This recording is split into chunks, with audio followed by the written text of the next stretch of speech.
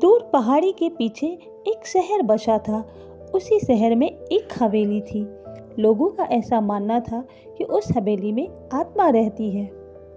इसी वजह से ना तो उस हवेली को कोई खरीदता था और ना ही उस हवेली में कोई रहना चाहता था। एक दिन एक हिमांशु नाम के शख्स ने किसी ब्रोकर की मदद से उस हवेली को खरीद लिया। हिमांशु अपना सामान लेके अपने बेटे के साथ रहने चला आता है। कुछ दिनों के बाद उसी हवेली में उसे अजीबोगरीब आवाज़ें सुनाई देती है। पहले तो वो उसे नज़रअंदाज करता रहा, फिर वो सतर्क हो गया। हिमांशु के साथ उसके बच्चे को भी अजीबोगरीब आवाज़ें सुनाई देने लगी। एक दिन वो दौड़ा दौड़ा आता है और अपने पापा से कहता है, पापा पापा, वॉशरूम में पानी नहीं आ रहा है और मैंने वहाँ पे एक सफ़ेद कपड़े में औरत देखी है। पापा देखो ना, वो औरत आपके पीछे खड़ी है।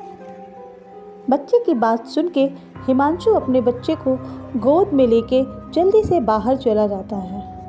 बच्चे का डर हटाने के लिए और उसका दिल बहलाने के लिए हिमांशु ने एक कुत्ता खरीदा और वो तीनों वापस उसी घर में आ जाते हैं। एक दिन बारिश और तूफान के कारण हिमांशु के घर की लाइट चली जाती है।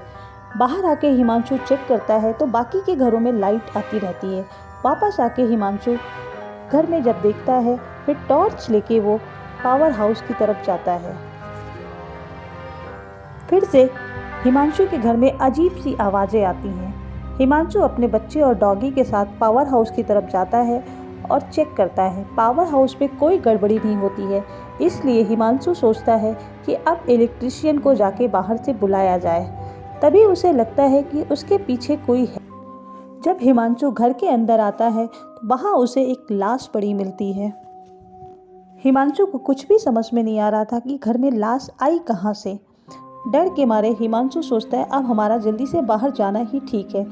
हिमांशु बाहर जा ही रहा था कि तभी वहाँ पे सीढ़ियों के पास में उसका पैर फंस जाता है और वो बहुत कोशिश करता है अपना पैर निकालने की, लेकिन पैर निकलता नहीं है। रोहन भी अपने पिता के हाथ को खींचता है ताकि उसके पिता का पैर निकल सके, लेकिन काफ़ी मेहनत करने के बाद भी उसके पिता का पैर निकलता नहीं है। डर के कारण रोहन सोचता है मेरा यहाँ से जाना ही ठीक है।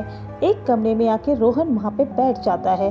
तभी काफ़ी मेहनत के बाद हिमांशु का पैर भी सीढ़ियों से निकल जाता है और वो अपने बच्चे को ढूंढने घर के कमरों में आ जाता है। हिमांशु घर के हर कमरे और हर कोने में देखता है, ना ही उसे रोहन कहीं मिलता है और ना उसका कुत्ता उसे कहीं दिखाई देता है। इस बात से दुखी होकर हिमांशु काफ़ी दिनों तक घर में ऐसे ही चुपचाप बैठा रहता था। एक दिन हिमांशु ने एक इलेक्ट्रिशियन को फ़ोन किया घर के लाइट और पावर हाउस को चेक करने के लिए। दरवाजे के पास पहुंचते ही इलेक्ट्रिशियन वापस आ जाता है और हिमांशु को सारी बातें बताता है कि वहां उसने एक औरत, एक कुत्ते और एक बच्चे का भूत देखा। इलेक्ट्रिशियन की ये बात सुन के हिमांशु समझ जाता है अब न उसे कभी उसे बेटा मिलेगा और न ही उसका कुत्ता मिलेगा। इसीलिए वो अपना सामान लेके उस घर से चला जाता है। इस कहानी से हमें यही सीख मिलती है कि किसी भी घर को खरीदने के पहले उसकी अच्छे से जांच पड़ताल कर लेनी चाहिए।